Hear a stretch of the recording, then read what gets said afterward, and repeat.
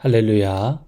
선하신 주님의 은혜와 평강이 사랑하는 이글스피드 온 가족들과 함께 하시기를 소원합니다. 2025년 10월 10일 금요일 아침입니다. 오늘 우리가 함께 나눌 하나님의 말씀은 역대하 22장 1절에서 12절까지의 말씀입니다. 제가 말씀을 읽도록 하겠습니다. 예루살렘 주민이 여호람의 막내 아들 아하시야에게 왕위를 계승하게 하였으니 이는 전에 아라비아 사람들과 함께 와서 진을 치던 부대가 그의 모든 형들을 죽였습니다. 그러므로 유다 왕 여호람의 아들 아하시야가 왕이 되었더라. 아하시야가 왕이 될 때에 나이가 42세라. 예루살렘에서 1년 동안 다스리니라. 그의 어머니의 이름은 아달랴요 오므리의 손녀더라. 아하시야도 아합의 집 길로 행하였으니 이는 그의 어머니가 꾀어 악을 행하게 하였습니다. 그의 아버지가 죽은 후에 그가 패망하게 하는 아합의 집의 가르침을 따라 여호와 보시기에 아합의 집같이 악을 행하였더라. 아하시야가 아합의 집의 가르침을 따라 이스라엘 왕 아합의 아들 요람과 함께 길르알 라못으로 가서 아람 왕 하사엘과 더불어 싸우더니 아람 사람들이 요람을 상하게 한지라. 요람이 아람 왕 하사엘과 싸울 때에 라마에서 맞아 상한 것을 치료하려 하여 이스라엘로 돌아왔더라. 아합의 아들 요람이 병이 있으므로 유다 왕 여호람의 아들 아사랴가 이스라엘로 내려가서 방문하였더라. 아하시야가 요람에게 감으로 해를 입었으니 이는 하나님께로 말미암은 것이라. 아하시야가 갔다가 요람과 함께 나가서 님시의 아들 예후를 맞았으니 그는 여호와께서 기름을 부으시고 아합의 집을 멸하게 하신 자이더라. 예후로 하여금 아합의 집을 심판하게 하실 때에 유다 방백들과 아하시야의 형제들의 아들들 곧 아하시야를 섬기는 자들을 만나서 죽였고 아하시야는 사마리아에 숨었더니 예후가 찾음에 무리가 그를 예후에게로 잡아가서 죽이고 이르기를 그는 전심으로 여호와를 구하던 여호사밧의 아들이라 하고 장사하였더라. 이에 아하시야의 집이 약하여 왕위를 힘으로 지키지 못하게 되니라. 아하시야의 어머니 아달랴가 자기의 아들이 죽은 것을 보고 일어나 유다 집의 왕국의 씨를 모두 진멸하였으나 왕의 딸 여호사브앗이 아하시야의 아들 요아스를 왕자들이 죽임을 당하는 중에서 몰래 빼내어 그와 그의 유모를 침실에 숨겨 아달랴를 피하게 하였으므로 아달랴가 그를 죽이지 못하였더라. 여호사브앗은 여호람 왕의 딸이요 아하시야의 누이요 제사장 여호야다의 아내이더라. 요아스가 그들과 함께 하나님의 전에 6년을 숨어있는 동안에 아달랴가 나라를 다스렸더라. 아멘. 여호사밧 왕은 남유다의 선한 왕으로 하나님을 경외했지만 북왕국 아합과 동맹을 맺어 후대가 영적으로 추락하는 물꼬를 텄다고 볼 수 있습니다. 여호사밧의 아들이었던 여호람은 우리가 어제 살펴보았듯이 아합의 딸 아달랴와 결혼하여 아합의 폐역을 계승하고 북왕국의 악한 길을 따라갔습니다. 오늘 본문에 등장하는 아하시야 왕은 여호람과 아달랴 사이에서 태어난 아들로 3절과 4절을 보시면 그 역시도 여호와 보시기에 악을 행하고 남유다를 패망의 길로 인도하는 아합의 집의 가르침을 따라가게 됩니다. 혹자는 이런 모습을 두고 사사기를 떠올리기도 합니다. 왕정이 시작되기 이전 사사시대 당시 여호와 하나님께 헌신했다가 곧이어 우상을 선택하며 하나님께 반역하기를 널뛰듯 반복하던 그 모습이 재현되고 있다는 것입니다.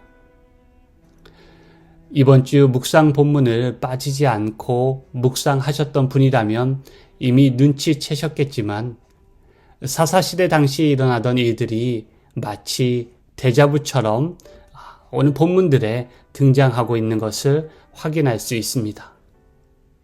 왕실 안에서는 권력을 차지하기 위한 사륙이 끊이지 않았고 밖으로는 왕조가 약해진 틈을 타서 외적들이 공격해 들어왔습니다.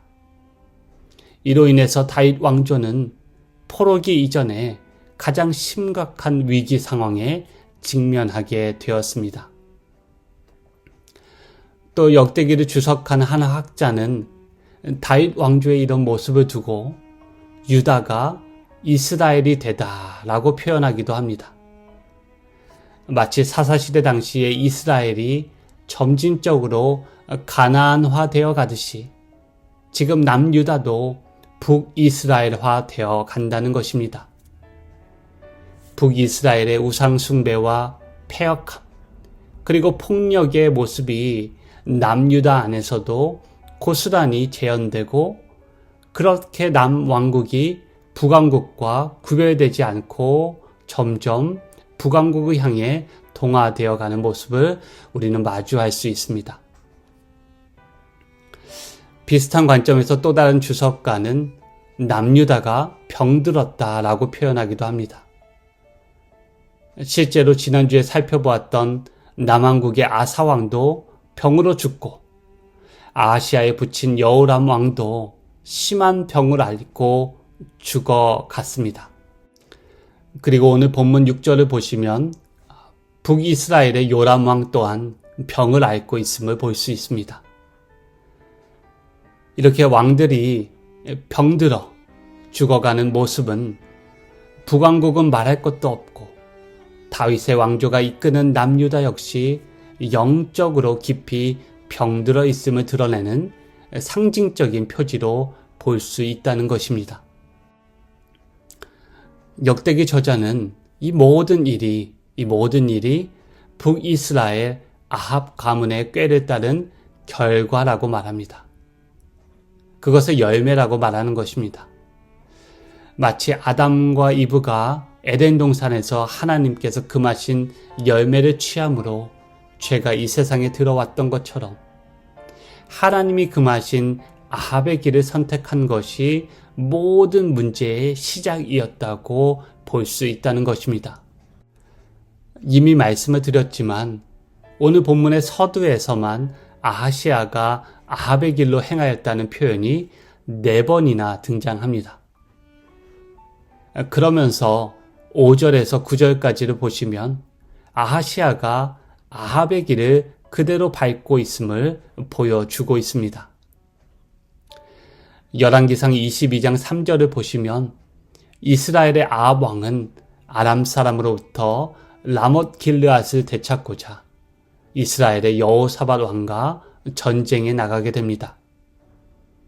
그때 아합 왕은 변장을 하고 나섰다가 결국은 아람의 한 병사가 무심코 쏜 화살에 맞아 죽게 되고 결국 라못 길르앗은 아람 사람의 손에서 되찾지 못하게 됩니다.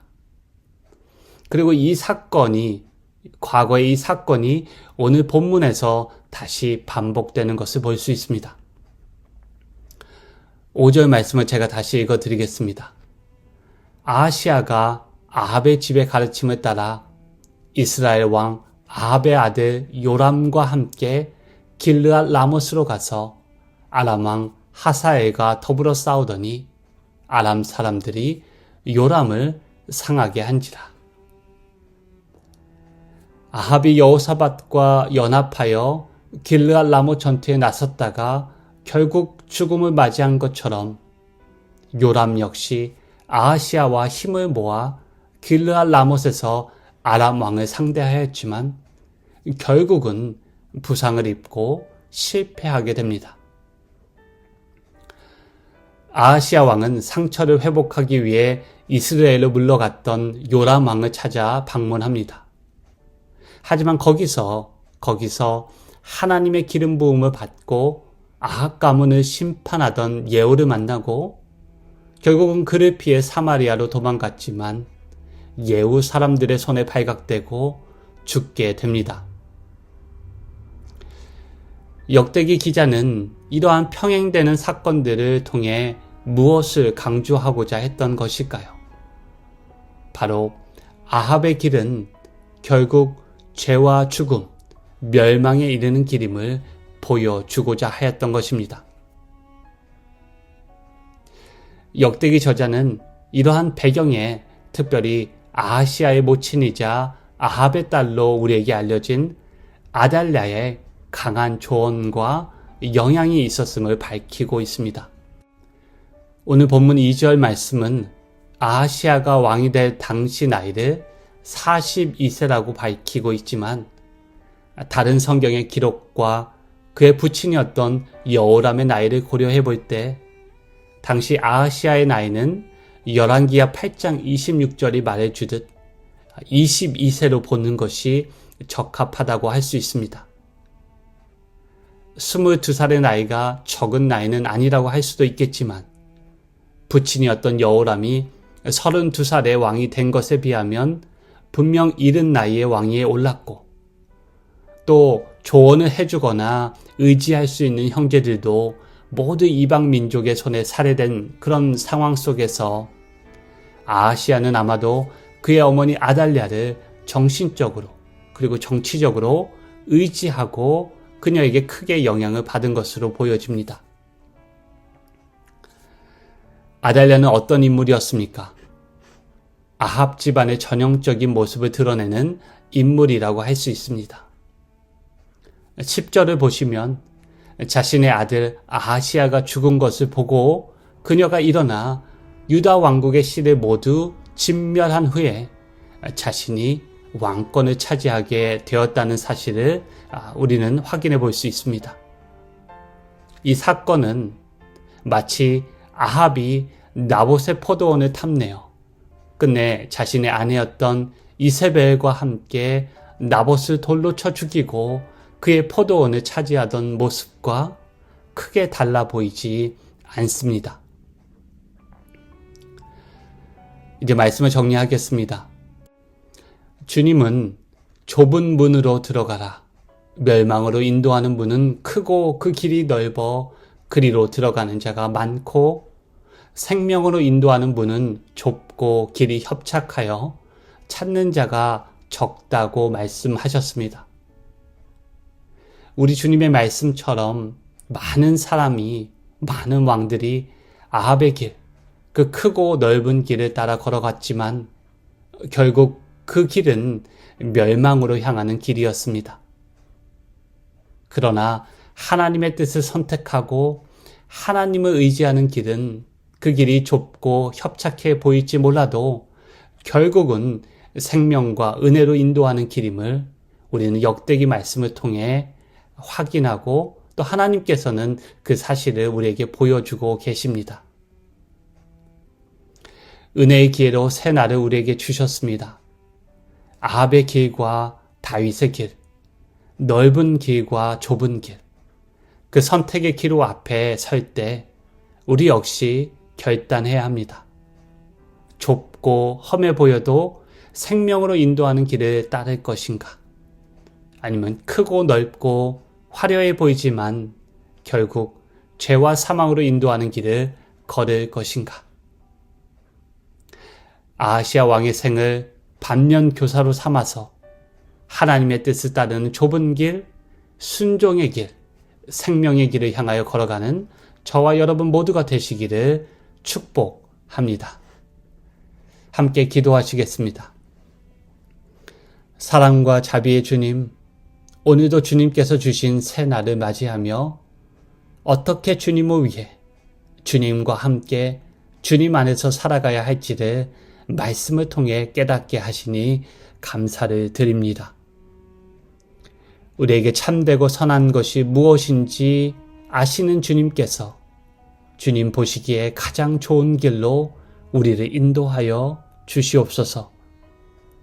이 아침 다른 어떤 기도의 제목보다 먼저 그 길을 걸어가기를 간절한 마음으로 구하오니 오늘 우리의 삶을 주님의 뜻 가운데로 이끌어 주시옵소서.